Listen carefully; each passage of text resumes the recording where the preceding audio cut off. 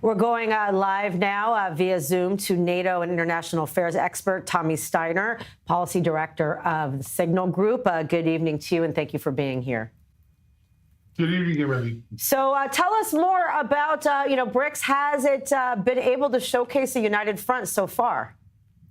No, it hasn't, nor will it likely do so in any foreseeable future, because at the end of the day, there's no united front between the top three leaders, or four leaders, if you wish, of this group, being Russia, India, and China, and Brazil, if you wish to add Brazil. But there's no common ground right now between the three of them. So this is very this is a very unholy and very unlikely union, if you wish. So what about the fact that the Chinese president decided to skip the summit now for the first time? What do you make of that? Well, first of all, there's the circumstances, which one needs to grant him at least the absence, because he was in Brazil just in November for the summit of the G20, and he held a state visit to Brazil at that time. So coming back again would have been rather significant. But it is true, this is the first time since President Xi has come to the presidency of China that he's missing a BRICS summit. And it is important to point out that BRICS is one of the main pillars of his foreign policy, of his international agenda. So in that respect, it is surprising, even if circumstances lend it that, well, another. But I think there's another story here also, because at the end of the day, I believe that President Xi understood that this would be sort of a lukewarm summit because of the differences between the members. Because on one side, Brazil and India do not want to alienate the United States and the West. There are differences, of course, and on the other hand, Russia and China actually do want to do so. So in the absence of this common ground, I guess it was easier for President Xi simply to skip it, this one.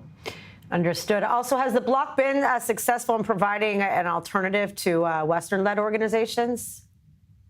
I don't think so, not really, even though there has been a lot of talk about de-dollarization and all other things.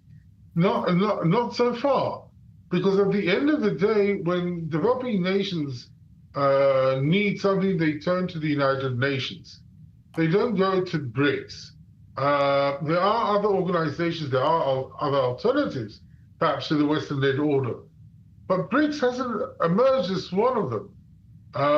And at the end of the day, these nations, Russia and China, find it very difficult to provide a substantial alternative to the liberal world order that they so much want to present and showcase, because they are falling short. Now, it's true that among the global south, there's a lot of support for Russia and for China in trying to establish such an alternative, but they have come short. One reason for this, I think, is simply that China is no longer really a developing nation as it likes to portray itself. It's a major power. It's a leading economy. And at the end of the day, you can't be both a developing nation and a major power. It doesn't usually work together. It's either this or either that. What are some other major challenges that the bloc will be addressing in the coming days? Well, first of all, if you look at the agenda that that Brazil, as the chair, has put forward, it is a very, I would say, non-controversial set of issues, being health and public health, governing AI in general, very general terms, social justice, a whole range of very non-confrontational issues. Nothing to do. And one has to remember that we are nearing the July 9 mark yard, when President Trump has promised that whoever doesn't fall in line will face debilitating tariffs from the United States, and nobody really wants to cross that line. It does not really want to antagonize the United States at this point. So the agenda for this session is rather lofty, nice. What President Trump might actually call beautiful himself.